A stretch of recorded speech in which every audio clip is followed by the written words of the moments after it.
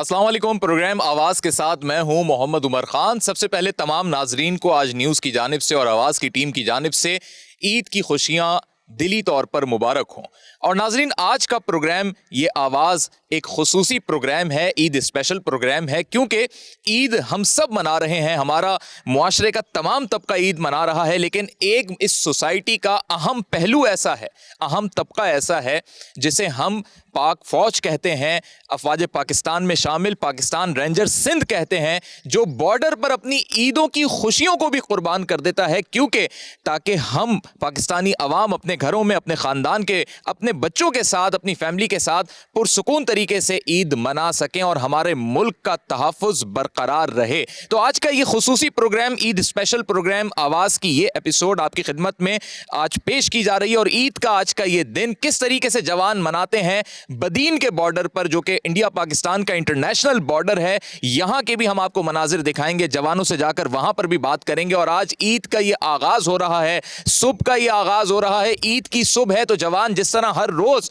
परचम कुशाई करते हैं, आज भी खुसूसी तौर पर उसी तरह यहां पर परेड होगी, यहां पर परचम कुशाई होगी। तो आइए आज के इस प्रोग्राम का आगाज करते हैं ताकि देख सकें कि जवान कैसे ईद मनाते हैं।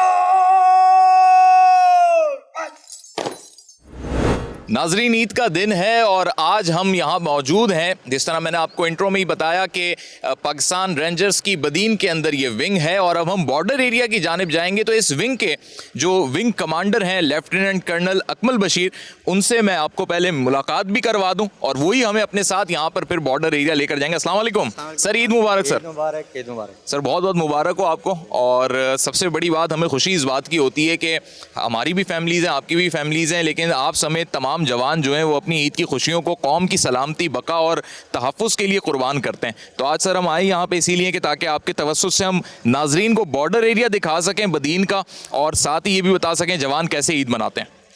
Umar, you are most welcome. हम अपने आज न्यूज़ देखने वालों को भी ईद मुबारक कहते हैं। और हमारी कौम इतनी अजीम कौम है कि ये डिज़र्व करते हैं इन कुर्बानियों को। जो हम कुर्बानियाँ दे रहे हैं वो इसकी अज़मत के सामने बहुत कम है। और अभी हम आपको बदीन के बॉर्डर पे लेके चलते हैं, जहाँ पर हमारी एक बहुत बड़ी कुर्बानियों की तारीख़ है और वो तारीख़ हमने आज भी अपनी कायम रखी हुई है। ईद वाले दिन लोगों के साथ हम ईद भी मिलेंगे, उनमें मिठाई भी तकसीम करेंगे और आपको बॉर्डर भी दिखाएंगे। तो आए सर। नाज़रीन, बस हम wing commander lieutenant colonel Akmal के साथ बॉर्डर की तरफ बढ़ रहे हैं और फिर वहाँ पर आपको मनाजिर भी दिखाते हैं। रास्ते में भी कुछ अगर ऐसे विजुअल्स होते हैं तो कर्नल साहब की मदद से हम आपके साथ शेयर कर सकेंगे। आए सर।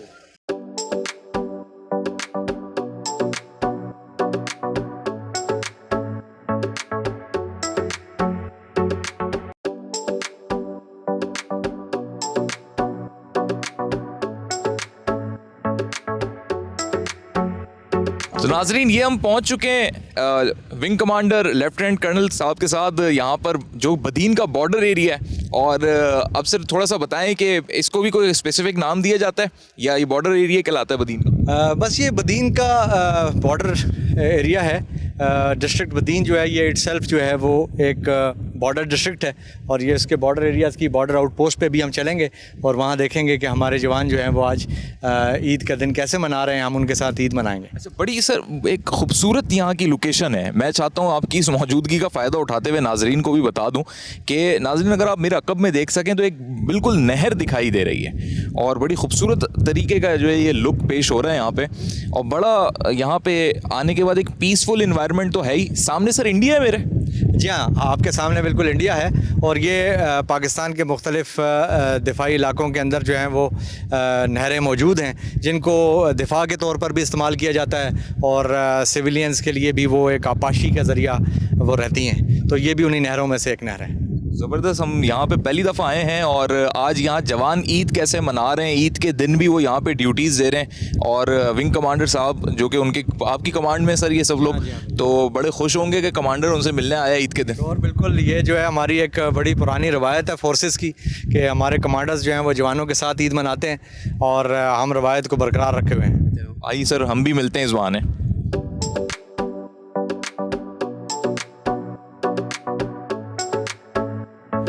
तो नाजरीन हम ये बॉर्डर पोस्ट पे पहुंच गए। विंग कमांडर साहब हमारे साथ हैं, अंदर जवान जो है इंतज़ार कर रहे हैं, आज ईद का दिन है और उनसे मुलाकात होगी।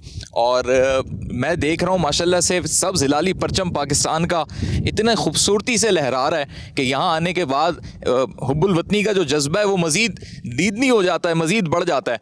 और यहाँ हमारे जवान भी जो हैं वो पाकिस्तान रेंजर सिंध के जो कि बदीन के इस बॉर्डर पे ड्यूटी दे रहे हैं वो यहाँ पे अलाइन हुए हुए मौजूद हैं, और आज विंग कमांडर ईद के दिन इनसे मुलाकात के लिए।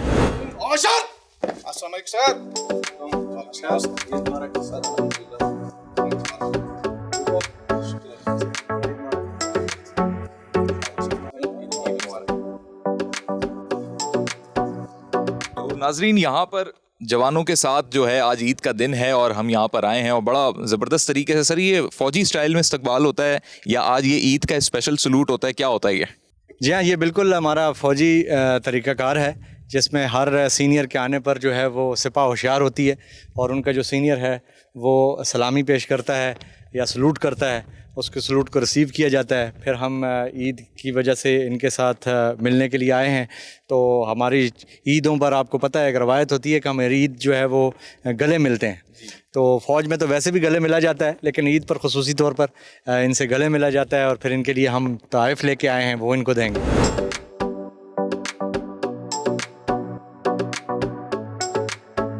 अच्छा, मैं वैसे ही सर थोड़ा लाइटर नोट पे पूछना चाह रहा हूँ। वैसे तो सब एज में अब बड़े हो गए हैं, सब खुद वालिद बने हुए हैं, बच्चे होंगे इनके, लेकिन एक ईदी वाला भी बड़ा कॉन्सेप्ट होता है।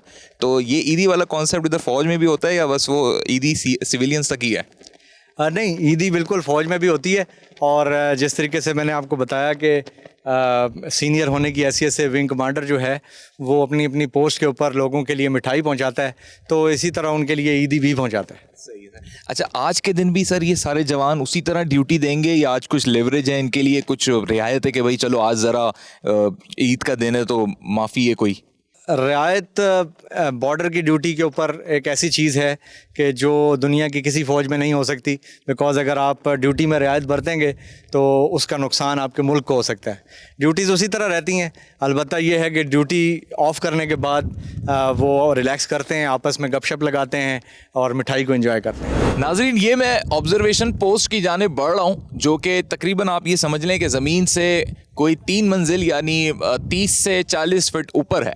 और इस ऑब्जर्वेशन पोस्ट का बुनियादी मकसद ये होता है कि बॉर्डर एरिया पर जो जवान हमारे खड़े होते हैं वो किसी भी ऊंची जगह से उस पूरे बॉर्डर को देख रहे होते हैं। इनके पास दूरबीन मौजूद होती है, और चूंकि जो बदीन का हमारा बॉर्डर है पाकिस्तानी और इंडिया का, ये समझें कि इंटरनेशनल बॉर्डर, इसकी जो जहाँ पर इन्होंने अपनी निशानियाँ लगाई हुई हैं इस जगह से तकरीबन 1.8 किलोमीटर के फासले पर है या 2 किलोमीटर से ज़ायद का फासला हो सकता है। तो दूरबीन के ज़रिए ये उससे हर वक्त ऑब्ज़र्व कर रहे होते हैं, मॉनिटर कर रहे होते हैं। आज ईद के दिन बात हुई घर वालों से, वालदा से, फैमिली से? जी बिल्कुल, बात हुई थी और बहुत खुशी हुई जब उन्होंने कहा कि आप ईद पे घर पे नहीं आ रहे हो।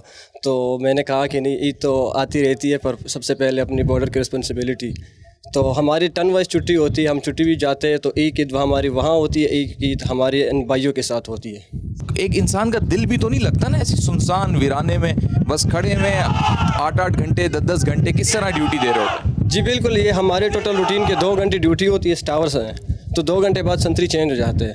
2 घंटे हम स्टैंड बाय यहाँ पे खड़े होते हैं, ऑब्जर्वेशन करते हैं यहाँ से, क्योंकि हमारा यहाँ नाका भी होता है और यहाँ से देखते रहते हैं, कवर करते हैं। लेकिन यहाँ पे हमारी टोटल 2 घंटे ड्यूटी होती है। बाकी उसके बाद हमारी रिफ्रेशमेंट होती है, साथ में लूडो खेलते हैं, दूसरे कैरम खेलते हैं, शाम टाइम पे वॉलीबॉल खेलते हैं। तो यहाँ रहन सहन के साथ फिर हम लोग मिलजुलते हैं। जैसे ही वक्त गुजरता रहता है तो यहाँ पे हमें खुशी होती है कि हम बॉर्डर लाइन पे।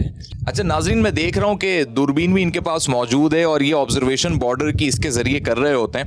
तो ये ज़रा बता सकते हैं कि कितना किलोमीटर का ये फासला होता है और हमारी कोई निशानी लगी होती है या इंडिया की भी कोई निशानी लगी होती है जो इसके ज़रिए देखी जा रही होती है? जी बिल्कुल, ये दूरबीन जब आप सामने आइज़ में रखोगे, सामने की तरफ आप एनिमी की तरफ देखोगे तो इसमें एक डिग्री होती है।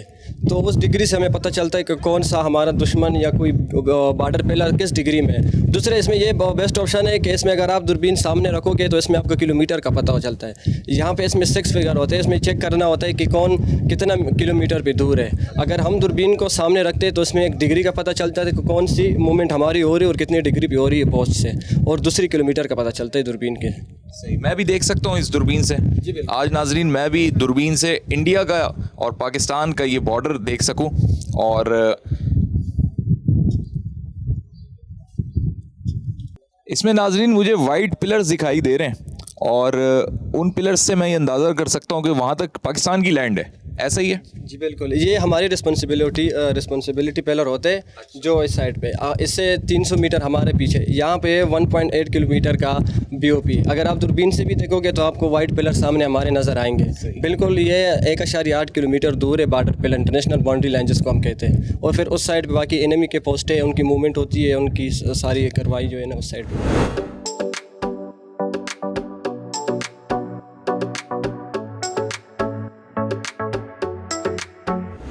नाजरीन, हमारे वतन अजीज़ की सलामती के लिए मुतय्यन ये पाकिस्तान रेंजर सिंध के जवान इन खारदार झाड़ियों में तपती हुई इस धूप में आज ईद का अपना दिन ये सेलिब्रेट कर रहे हैं सिर्फ वतन अजीज़ के दिफा के लिए।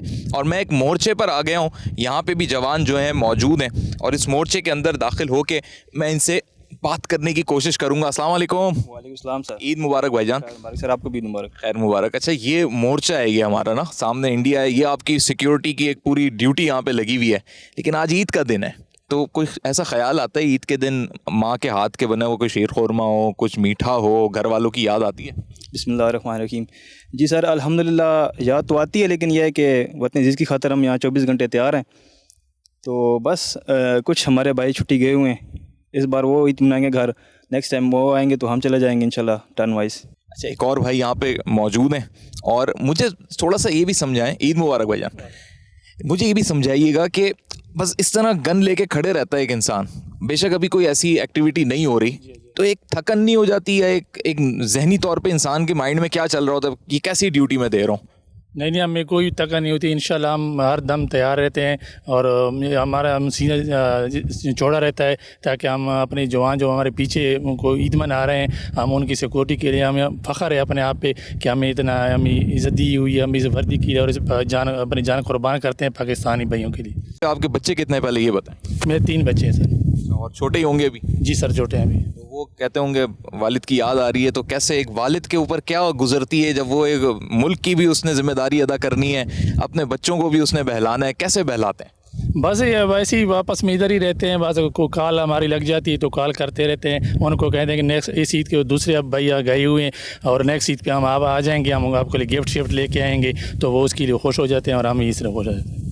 अच्छी बात है नाजरीन, ये एक बड़ी कुर्बानी होती है बहैसियत वालिदैन, बहैसियत बाप के, जब वो मासूम बच्चे अपने वालिद को देखते हैं या वो उनकी ये चाहत होती है कि ईद के मौके पे हमारा बाप हमारे साथ हो, जैसे दूसरों के वालिदैन उनके साथ होते हैं, वो उनके साथ घूमने जाएं, फिरने जाएं, पार्क में तफरी करें, ईद का दिन गुजारें। लेकिन उनके वालिद तो इधर यहाँ पे पूरे मुल्क की सिक्योरिटी के लिए बॉर्डर एरिया में इस तपती धूप के अंदर इन झाड़ियों में खारदार तारों के पीछे ये ड्यूटी अपनी अंजाम दे रहे हैं। तो ये बड़ा इसके लिए हौसला चाहिए और यही हमारे पाकिस्तान रेंजर्स सिंध के इन जवानों का ये हौसला है और इनकी ये समझ लें कि पाकिस्तान के लिए वो कुर्बानी है जो अपनी खुशियों को कुर्बान करके वतन अजीज़ के हर शख्स की खुशियों को सलामत रख रहे हैं।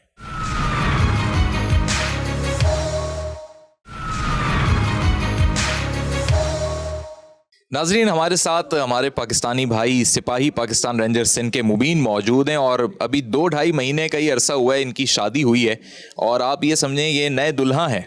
लेकिन पाकिस्तान की बका और सलामती के लिए नया दुल्हा अपनी पहली ईद शादी के बाद इस बॉर्डर पर, बदीन के बॉर्डर पर, पाकिस्तान के बॉर्डर पर सिक्योरिटी की ड्यूटी पे अदा कर रहा है। अस्सलाम वालेकुम। वालेकुम अस्सलाम। मुबीन, पहले तो बहुत बहुत मुबारक हो, डबल मुबारकबाद कि आप न्यूली मैरिड भी हैं और दूसरा कि आज ईद का दिन भी है। तो कैसा फील होता है कि भाई अभी नई नई शादी हुई है और ड्यूटी भी देनी है और वहाँ पे बेगम क्या कहती हैं, ससुराल वाले क्या कहते हैं कि हमारा दामाद ऐसा सिपाही है कि वो आज पहली ईद भी हमारे साथ नहीं कर रहा? नहीं सर, असल में ऐसा वो नहीं सोच रहे हैं क्योंकि हमारे ख़ानदान के पहले भी काफ़ी फ़ोर्स में रह चुके हैं और अभी भी हैं। मेरे वो वालदीन, मेरे अब्बू, मेरे बड़े अभी भी फ़ोर्स में हैं, तो उनको ये सब यह पता है कि फ़ोर्स में कैसे ईद मनाई जाती है। तो उन्होंने फ़ोन पे तो बात हुई थी, मिस तो सारे बहुत कर रहे थे, लेकिन मैंने बोला मैं बॉर्डर पे भी ड्यूटी दे रहा हूँ तो इस ईद में नहीं आ सकता, मैं अगली ईद पे इंशाल्लाह मैं घर करूँगा आप लोगों के साथ। जी सही है। सब अब नई बीवी नई दुल्हन होती है तो उसकी बड़ी ख्वाहिशात होती हैं जी, पहली ईदी आएगी, शौहर की तरफ से कोई ख़ास ईदी होती है, तो वो जो भी ईदी आपने दी है वो दे दिए या जब जाएंगे तब देंगे? मैंने ईदी तो दे दी है पहले ही, क्योंकि जैसे कि आप जानते हैं हमारी सैलरी पहले ही आ चुकी है, तो ईदी मैंने भिजवा दी है। और अभी जो रूबरू मिलने का अंदाज़ होता है वो तो अलग ही होता है। जरा जैसे ही मेरा टर्न बनेगा छुट्टी का तो जाऊँगा तो ईदी और गिफ्ट भी दे दूंगा। ये एक सहराई इलाका है और यहाँ पर सांप और बिच्छू के होने के बड़े इम्कानात होते हैं। तो मैं ये जानना चाहता हूँ, मेरे साथ मौजूद हैं जमील साहब जो कि इधर के आप समझे नर्सिंग स्टाफ को लीड कर रहे हैं और ख़ुद भी अपनी जिम्मेदारियाँ अदा कर रहे हैं मेडिकल के तौर पे। तो मुझे बताएं कि ज़्यादातर क्या बीमारियाँ इस किस्म की जो हमारे शहरों में होती हैं वो भी इधर बॉर्डर एरियाज़ पे वही शिकायत रहती हैं या कोई ऐसी वबाई सूरत हाल होती है, और अगर होती है तो फिर कैसे आप लोग ट्रीट करते हैं? जी बिस्मिल्लाहिर्रहमानिर्रहीम। जी बिल्कुल, हमारे पास वो फर्स्ट रेट है इधर ही, क्योंकि बिल्कुल नज़दीक ही कोई आबादी नहीं है, इसी वजह से इधर पानी भी है, पानी की वजह से मलेरिया भी हो जाता है, डेंगू भी हो जाता है। उसके बाद सहराई इलाके इधर सांप भी बहुत हैं, सांप बिच्छू ये भी काटने का होता है।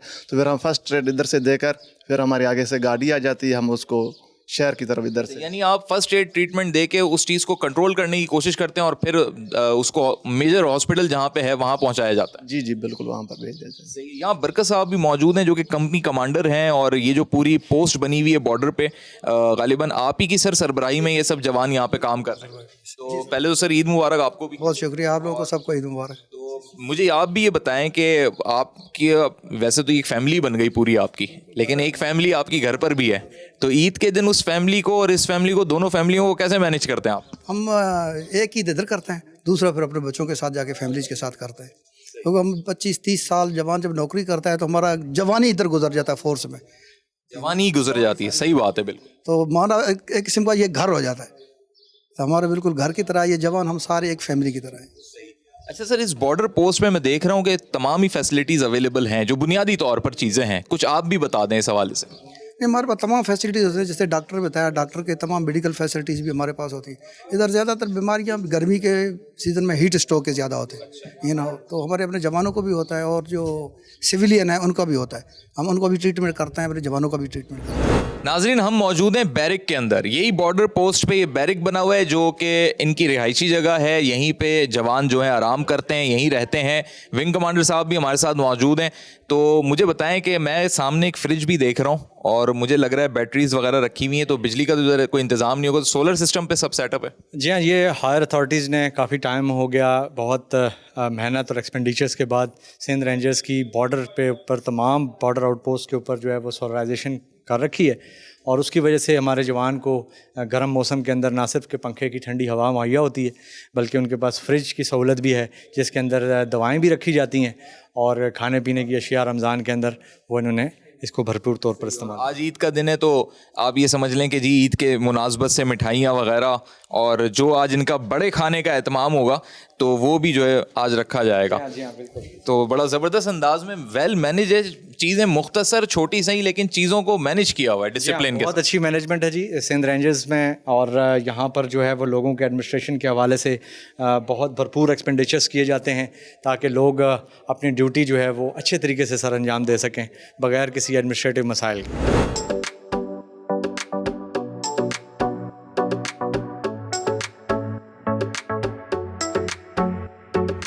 विंग कमांडर कर्नल अकमल हमारे साथ मौजूद हैं।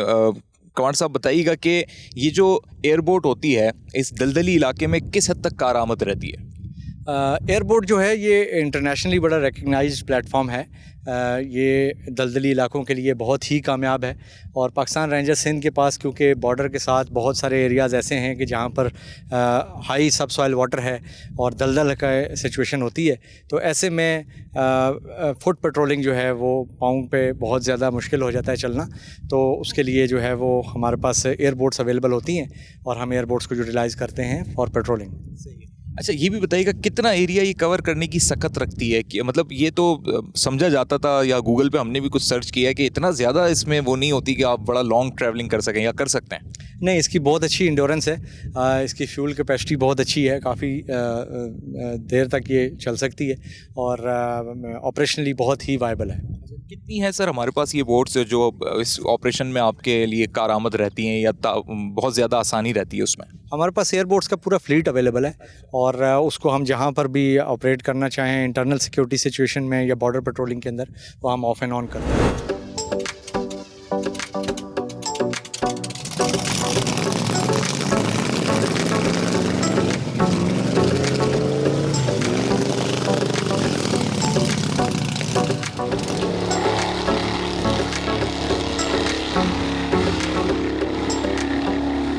नाजरीन, ये मेरे पीछे देख सकते हैं आपके ये बोट जब स्टार्ट हुई है एयरबोट, इसकी आवाज़ इतनी ज़्यादा है और किस तरीके से कीचड़ में ये चल रही है, इससे ही अंदाज़ा होता है कि वो पेट्रोलिंग जो सख्त ज़मीन पर मुमकिन नहीं थी वो इस कीचड़ में भी मुमकिन अगर नहीं थी वो पेट्रोलिंग, तो वो इस बोट के ज़रिए रेंजर्स के जवान यहाँ बॉर्डर एरिया के करीब करते हैं और इसी तरीके से वो साहिली पूरा इलाका भी कवर हो जाता है। बॉर्डर में जब भी वो इलाका जो कि कह लीजिए कि कीचड़ जहाँ पर मौजूद हो या दलदली ज़मीन हो तो वहाँ पेट्रोलिंग में यकीनी तौर पे मसाइल आते हैं। तो उसके लिए पाकिस्तान रेंजर्स सिंध के पास जो बोट यहाँ मौजूद है, आप मेरा कब में देख सकते हैं, तो इसके ज़रिए ये इस ऐसे दलदली इलाके में भी पेट्रोलिंग कर सकते हैं। बुनियादी मकसद ही पाकिस्तान रेंजर्स सिंध की इस पूरी फोर्स का बॉर्डर एरिया की मैनेजमेंट है, इसकी सिक्योरिटी है।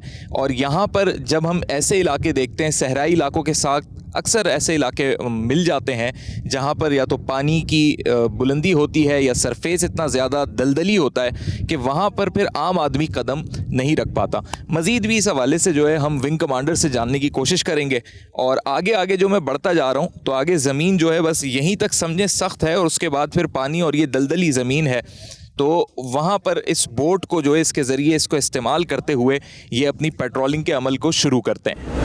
नाज़रीन, एयरपोर्ट में हम इस वक्त मौजूद हैं, विंग कमांडर साहब भी हमारे साथ मौजूद हैं और उन बैठने के बाद बड़ा ज़बरदस्त मज़ा भी आ रहा है और एक फ़ीलिंग भी आ रही है कि पहली दफ़ा का एक तजुर्बा है बोट का। लेकिन जवान जब इसमें बैठ के पेट्रोलिंग करते होंगे तो वो अपनी ज़िम्मेदारियाँ कैसे अदा करते हैं, कितने दूर तक इसकी पेट्रोलिंग का अमल जारी रहता है, कुछ बताइएगा इसके बारे में विंग कमांडर साहब।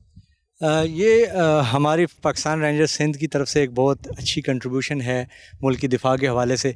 पेट्रोलिंग जो है वो हमारे कुछ ऐसे बॉर्डर एरियाज़ थे जो दलदली थे, वहाँ पर बहुत मुश्किल थी और उनको जवानों के लिए पेट्रोलिंग करना जो है वो बहुत ही दुश्वार होता था। उसके लिए फिर ये एयरबोट्स इंपोर्ट की गई और अब हमारे लिए उन एरियाज़ के अंदर जो पहले पेट्रोलिंग करने के लिए मुश्किल थे अब वो इंतहाई आसान हो चुके हैं और आज ईद के दिन भी जैसे आप देख रहे हैं कि हम अपने बॉर्डर एरियाज़ पे पेट्रोलिंग के काबिल हैं।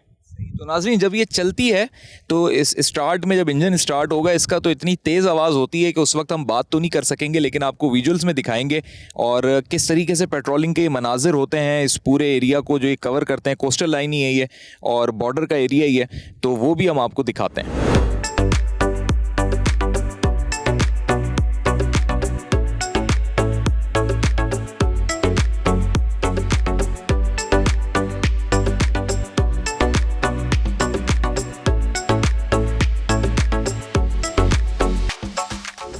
नाजरीन, ये दलदली ज़मीन मॉरिशस जहाँ पर मैं देख रहा हूँ कि कुछ ऐसे सुराख हुए हुए हैं जिससे ये मुझे अंदाज़ा हो रहा है कि जैसे सांप अपना बिल बनाता है या बिच्छू होते हैं। तो विंग कमांडर साहब बताइएगा कि क्या वाकई इधर ऐसा ये मामला होता है? जी हाँ, ये काफ़ी फ्रीक्वेंट है मार्शिस एरियाज़ के अंदर। यहाँ पर बिच्छू भी हैं और सांप भी हैं, लेकिन सांप के मुकाबले में यहाँ पर बिच्छू जो है पानी का वो ज़्यादा डेंजरस होता है। उसके लिए बाकायदा तौर पर लोगों को ट्रेनिंग कराई जाती है कि अगर आपको इस तरह का कोई वाक़या पेश आ जाए कोई बिच्छू के लड़ने का, तो आपने फ़र्स्ट एड कैसे करनी है। इनके पास पर्सनल किट्स होती हैं जिसके अंदर छोटी नाइफ़ होती है जिससे स्कॉर्पियन को कट किया जाता है, अपने आप से जुदा किया जाता है और उसके बाद फिर फ़र्स्ट एड ली जाती है। जैसे मैं देख रहा हूँ अकब में भी जवान है, इधर भी नाजरीन ये जवान है, तो ये लोग तो इधर करते हैं पेट्रोलिंग पूरी। फिर ये तो चलें, अभी दिन का टाइम है, हमें दिख रहा है, विजिबल हैं चीज़ें। रात को शाम में अंधेरे में तो बड़े इनके लिए ख़तरात होते होंगे। तो कभी ऐसा कोई वाक़या हुआ है कि किसी जवान को कोई डंग मार दिया हो बिच्छू ने या कोई ऐसा मामला हुआ? जी हाँ, ऐसे वाक़यात ऑफ एंड ऑन होते रहते हैं, लेकिन अल्हम्दुलिल्लाह किसी की शहादत उससे नहीं हुई। हमने फौरी तौर पर फर्स्ट एड प्रिपेयर होते हैं, अगर कुछ हुआ तो ऐसे निमट लेंगे। जी हाँ, निपट लेते हैं, वो दे आर ट्रेंड। नाज़रीन, इससे अंदाज़ा कीजिए कि ईद का दिन है, लेकिन ईद के दिन की ड्यूटी, इतनी सख्त तरीन ड्यूटी ये जवान जो है वो अदा कर रहे हैं और उसमें बिल्कुल भी वो अपनी इस ड्यूटी से लापरवाह नहीं होते, पीछे नहीं हटते। ईद का दिन भी उनके लिए बस एक आम सा दिन है, लेकिन हमारी ईदें, पाकिस्तानी कौम की ईदों को पुरमसरत बनाने के लिए ये अपने फ़राइज़ अदा करते हैं। नाज़रीन, आज ईद के दिन बॉर्डर एरिया पर पाकिस्तान रेंजर सिंध के ये जवान अपने फ़राइज़ की अदायगी में मसरूफ़ अमल हैं और हमने दिखाया कि किस जाँफशानी के साथ अपनी ईद को कुर्बान करके आवाम की खुशियों के लिए, पाकिस्तान के तहफ़्फ़ुज़ के लिए ये यहाँ पर ईद मना रहे हैं। तो मेरी जानिब से पाकिस्तान रेंजर्स के इन तमाम जवानों को, अफसरान को ईद मुबारक। पाकिस्तान जिंदाबाद।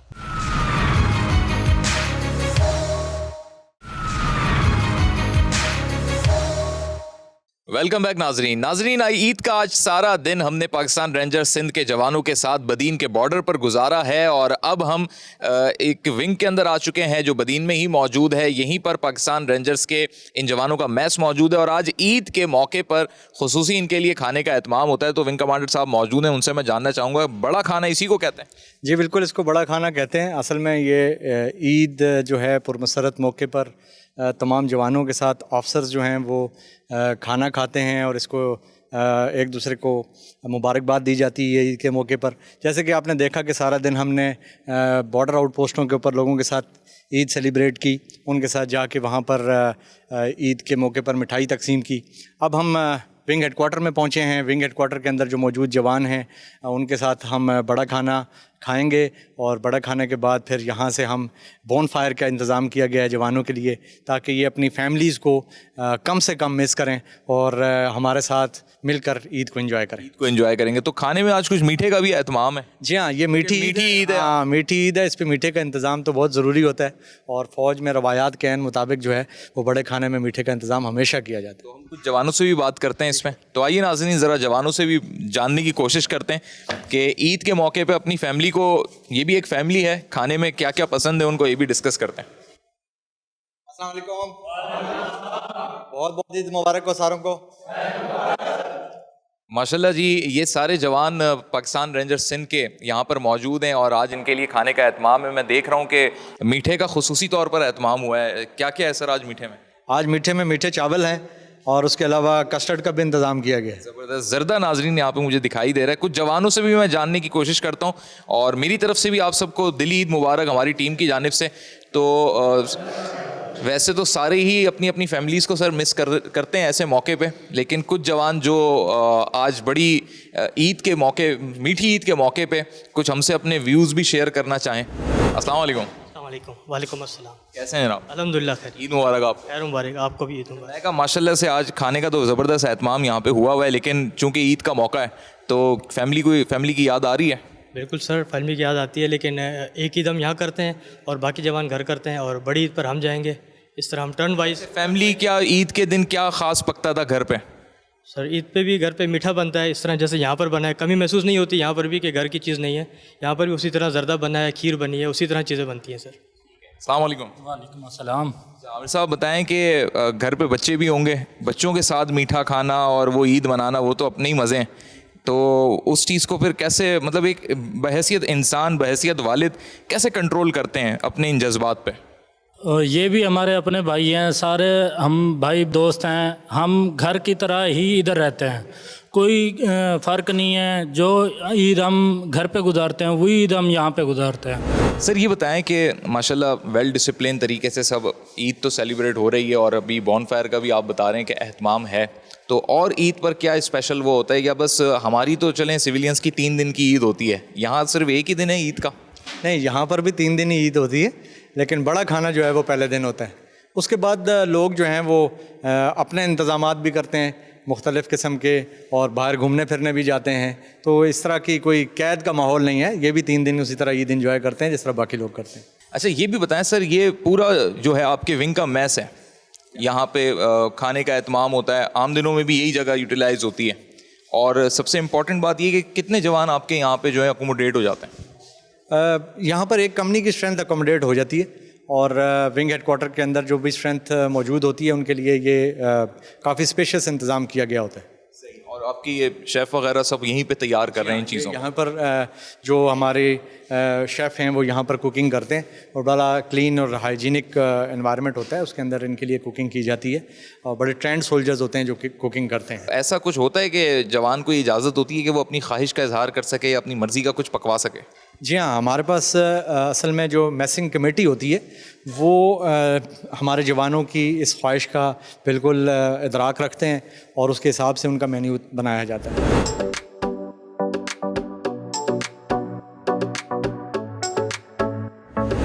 तो नाजरीन हम बैठ चुके हैं यहाँ पर, अब डिनर का एहतमाम हो रहा है। बड़ा खाना आज ईद के पहले दिन जो है वो मुनक्किद किया गया है विंग हेडक्वार्टर के कमांडर की जानिब से। और सर ये एक बड़ा डिसिप्लिन होता है माशाल्लाह से, मैं समझता हूँ सिविलियंस को भी इससे सीखना चाहिए कि जैसे आप इस विंग के बड़े हैं, आप बिस्मिल्लाह करेंगे फिर सब खाना शुरू करेंगे।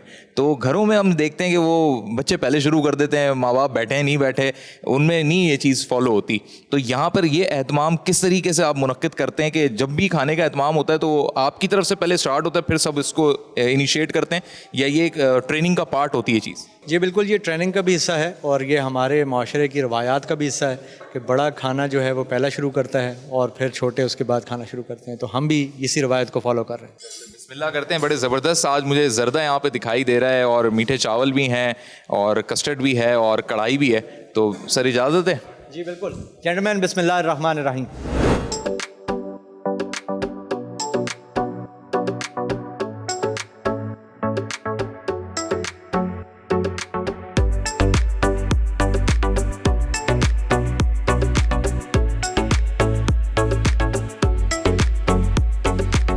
नाजरीन ईद का पहला दिन, और आज ये पहले दिन का इख्तिताम बड़ी खूबसूरत तरीके से होगा जब अपने ही विंग हेडक्वार्टर के अंदर बदीन में रेंजर्स के ये अहलकार अपनी ईद को बॉनफायर के साथ सेलिब्रेट करेंगे। बड़ा खूबसूरत मंजर है और बड़ा खुला इन्वायरमेंट है, और मौसम भी बड़ा अच्छा हो गया है। यहाँ भी जवान मौजूद हैं और अब ये एंटरटेनमेंट मूड के अंदर हैं।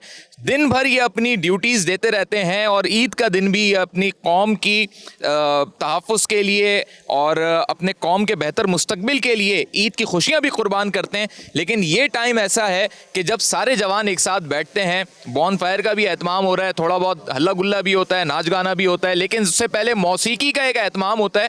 और सबसे खूबसूरत बात यह है कि पाकिस्तान रेंजर्स सिंध के अंदर जितने भी अफराद जहाँ जहाँ से ताल्लुक़ रखते हैं, तो वो उनका एक सकाफती विरसा जो है वो हमें मौसीकी के रंग में दिखाई देता है। तो यहाँ पर जमील साहब जो है वो मौजूद हैं, उनसे मैं पहले बात करता हूँ। अस्सलाम वालेकुम। वालेकुम अस्सलाम। ईद मुबारक भाईजान। खैर मुबारक, आपको भी ईद मुबारक। खैर मुबारक। जमील साहब माशाल्लाह आज तो बड़ा एहतमाम लग रहा है, और ढोल भी दिखाई दे रहा है, लकड़ियाँ भी जल रही हैं, और बड़ी ताज़ा ताज़ा हवा भी चल रही है। तो ईद के इस पुरमसरत मौके पे क्या पेश करेंगे आप? जी आज खुशी का दिन है, ईद का मौका, मीठी ईद है, इसी वजह से हम एंजॉयमेंट कर रहे हैं सब जवान साथ मिलकर, और साथ हम गाना भी गाएंगे, चिट्टा चोला सीधे दर्जी नहीं बुलेंदा डोले दी मर्जी। अच्छा, जवानों को ये पसंद है? जी बिल्कुल, ये जवानों की चॉइस है कि ये खुशी के साथ हम मीठी ईद पे मीठे गाने गाएं और खुशी को एंजॉयमेंट करें। और फिर जवानों में जोश बढ़ता है कि वो नाचने भी लग जाएं। बिल्कुल, ये जोश बढ़ेगा, देखेंगे हम सब, और आप भी देखेंगे सब जवान साथ मिलकर जो है ना नाचेंगे भी और गाएंगे भी। चलिए तो फिर पेश करें जी, हम नाजरीन को भी सुनवाते हैं। बड़ा ज़बरदस्त सकाफती तर्ज का अपना एक इनका सॉन्ग कह लें इसको, एक नगमा है और उसको ये खुद प्रेजेंट करेंगे, यहाँ सब मिल के गाएंगे इसको। चोला सीधे दर्जी नहीं बुलंदा डोले दी मर्जी, चिट्टा चोला सीधे दर्जी नहीं बुलंदा डोले दी मर्जी, चिट्टा चोला मंगाया बारों रांधे आया डोले चारों, चिट्टा चोला सीधे दर्जी नहीं बुलंदा डोले दी मर्जी, चिट्टा चोला साम रखसा के डोला तेरी तांग रखसा, चिट्टा चोला सीधे दर्जी नहीं बुलंदा डोले दी मर्जी, चिट्टा चोला सीधे दर्जी नहीं बुलंदा डोले दी मर्जी, चिट्टा चोले दा सोना अरे कहंदी मन के और उठा वदा यार, चिट्टा चोला सोना रे कहंदी मन के और उठा वदा यार, हो चिट्टा चोला सीधा दर्जी नहीं बुलंदा डोले दी मर्जी। नाजरीन बड़ा ज़बरदस्त इंतज़ाम हुआ है, ढोल भी बजाया जा रहा है, जवानों का आप जोश देखिए कि कितनी खूबसूरती के साथ जो है वो यहाँ पर रक्स भी कर रहे हैं कि ईद की ये खुशियाँ हैं, ये हैं हमारे वतन अजीज़ के जवान, ये हमारी मुहाफ़िज़ हैं सरहदों के, और आज जब ये ईद का पुरमसरत मौका है तो किस तरीके से ये खूबसूरत तरीके से इंजॉय कर रहे हैं, और यहाँ पर बॉन फायर के साथ ये एहतमाम किया है इन्होंने, और साथ ही इस नगमे पर ये सब झूम रहे हैं। तो यही वो खुशियाँ हैं नाजरीन, यही वो ईद का असल मज़ा है। और यहाँ पर और भी जो जवान हैं वो भी मौजूद हैं।